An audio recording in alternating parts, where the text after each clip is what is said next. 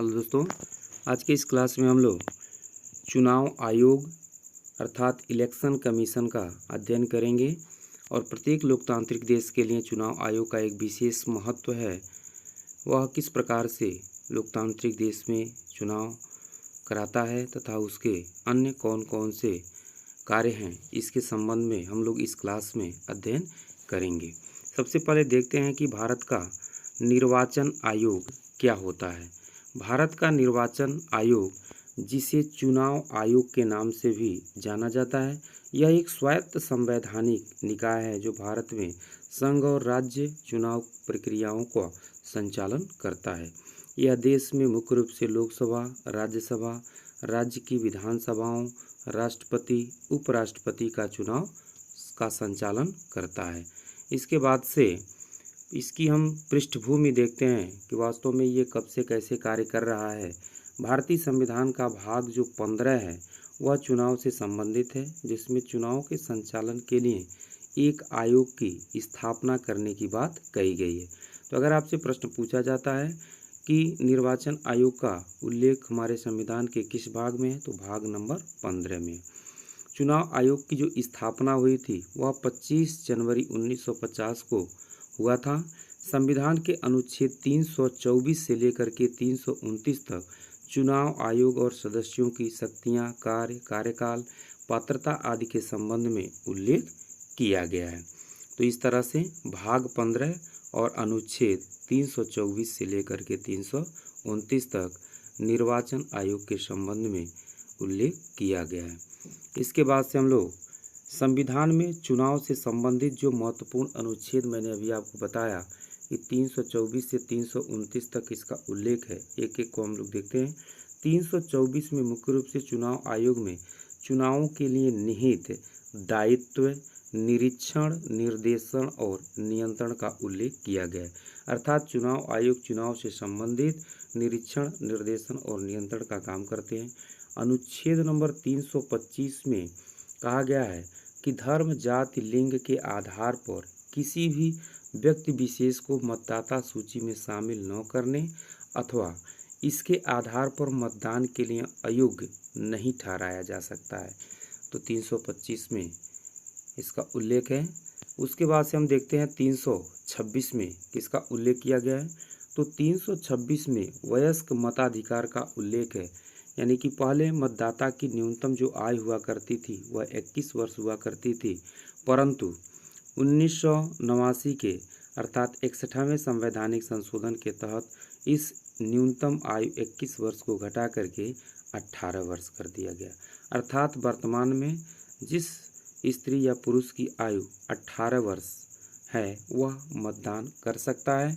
इसके बाद से 327 में यह उल्लेख किया गया है कि विधायिका द्वारा चुनाव के संबंध में संसद में कानून बनाने की क्या है, शक्ति प्रदान की गई है। 328 के तहत किसी राज्य के विधानमंडल को इसके चुनाव के लिए कानून बनाने की शक्ति दी गई है। अनुच्छेद नंबर 329 है, उसमें निर्वाचन से संबंधित संसद द्वारा बनाए गए सभी कानूनों को न्यायालय में चुनौती नहीं दी जा सकती है।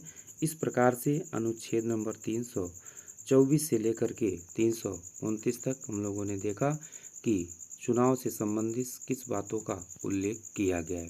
इसके बाद से आता है निर्वाचन आयोग की संरचना, अर्थात निर्वाचन आयोग का गठन किस प्रकार से किया गया है।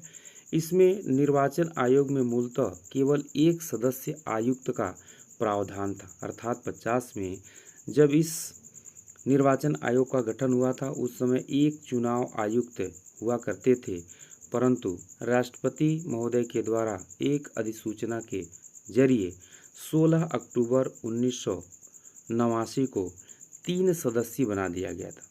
फिर से कुछ समय बाद से उसे फिर 1 सदस्यीय बना दिया गया था, लेकिन 1 अक्टूबर 1993 को इसका 3 सदस्यीय आयोग वाला स्वरूप फिर से क्या कर दिया गया था, बहाल कर दिया गया था। तो 3 सदस्यीय स्वरूप का तात्पर्य यह है कि इसमें एक जो है कि मुख्य चुनाव आयुक्त होता है और 2 चुनाव आयुक्त होते हैं। तो इस तरह से हम कह सकते हैं कि निर्वाचन आयोग की जो संरचना है उसमें 3 सदस्य होते हैं, एक मुख्य चुनाव आयुक्त और 2 अन्य चुनाव आयुक्त। इसके बाद से आगे है निर्वाचन आयोग का जो सचिवालय है वह कहाँ पर स्थित है? नई दिल्ली में स्थित है। अगर आपसे प्रश्न पूछा जाए कि निर्वाचन आयोग का सचिवालय कहाँ है, तो नई दिल्ली में है। मुख्य निर्वाचन अधिकारी जो होता है वह IS रैंक का अधिकारी होता है, जिसकी नियुक्ति राष्ट्रपति द्वारा की जाती है, तथा इसके साथ ही साथ जो 2 चुनाव आयुक्त होते हैं उनकी भी नियुक्ति राष्ट्रपति महोदय के द्वारा ही की जाती है। इसके साथ साथ जो निर्वाचन आयोग के सदस्य चुने जा रहे हैं उनका जो कार्यकाल है वह कितना होता है? तो इनका जो कार्यकाल है वह 6 वर्ष या फिर 65 वर्ष की आयु दोनों में से जो भी पहले होगा वह मान्य होगा। तो इस तरह से कार्यकाल इनका 6 वर्ष होता है या फिर 65 वर्ष आयु तक ये अपना कार्य करते हैं। इसके बाद से देखते हैं कि इन्हें भारत के सर्वोच्च न्यायालय के न्यायाधीशों के समकक्ष दर्जा प्राप्त है, समान वेतन एवं भत्ते प्राप्त होते हैं।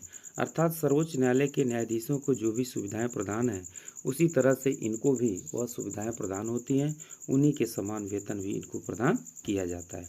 इसके साथ साथ मुख्य चुनाव आयुक्त को संसद द्वारा सर्वोच्च न्यायालय के न्यायाधीशों को हटाने की प्रक्रिया के समान ही पद से इनको संसद के द्वारा क्या किया जा सकता है? हटाया जा सकता है। अगर मुख्य चुनाव आयुक्त सही ढंग से अपना कार्य नहीं कर पा रहा है या फिर जो है कि किसी तरह का पक्षपातपूर्ण कार्य कर रहा है तो संसद इनको इसके पद से क्या कर सकती है? हटा सकती है। और वह विधि होगी कि सर्वोच्च न्यायालय के न्यायाधीशों को हटाने के लिए जो विधि अपनाई जाती है। इसके बाद से अगला है निर्वाचन आयोग के मुख्य रूप से कार्य क्या होते हैं। अर्थात निर्वाचन आयोग का गठन हो गया तो वह कौन कौन से कार्य करेंगे। पहला है चुनाव आयोग भारत में लोकसभा, राज्यसभा, राज्य के विधानसभाओं, राष्ट्रपति और उपराष्ट्रपति के चुनाव की संपूर्ण प्रक्रिया का निरीक्षण करते हैं, इसे निर्देशित करते हैं और इसके साथ साथ चुनाव से संबंधित जो भी नियंत्रण है उसको करने का कार्य करते हैं। इसका सबसे महत्वपूर्ण कार्य आम चुनाव तथा उपचुनाव कराने के लिए समय समय पर चुनाव का कार्यक्रम का तय करना कि कब कैसे चुनाव होना है। इसके बाद से अगला जो कार्य है वह है निर्वाचक नामावली तैयार करना।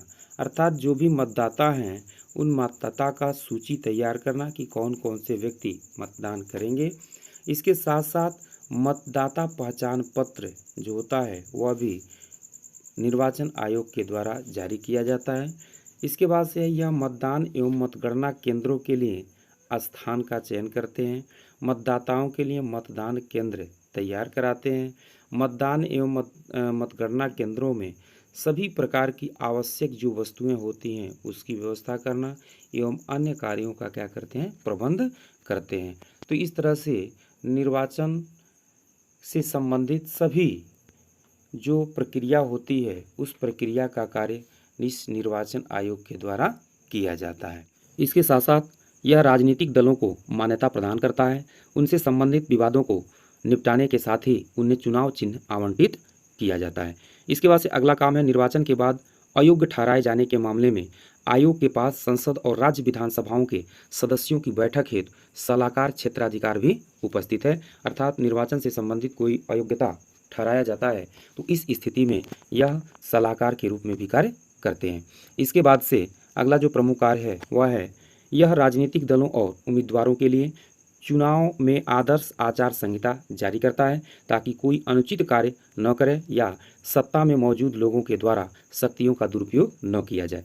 यह सभी राजनीतिक दलों के लिए प्रति उम्मीदवार चुनाव अभियान खर्च की सीमा निर्धारित करता है। अर्थात उम्मीदवार अपने चुनाव के प्रचार प्रसार के दौरान कितनी जो है कि पैसा खर्च कर सकता है, उससे अधिक नहीं खर्च कर सकता है, तो उसका निर्धारण भी मुख्य रूप से चुनाव आयोग के द्वारा किया जाता है और उसकी निगरानी भी रखी जाती है कि अगर वह अनर्गल पैसा खर्च कर रहा है तो उसके ऊपर जो है कि विधिक कार्रवाई की जाती है। इसके बाद से हम लोग फिर से अगले क्लास में मिलते हैं। तब तक के लिए आप सभी लोगों को बहुत बहुत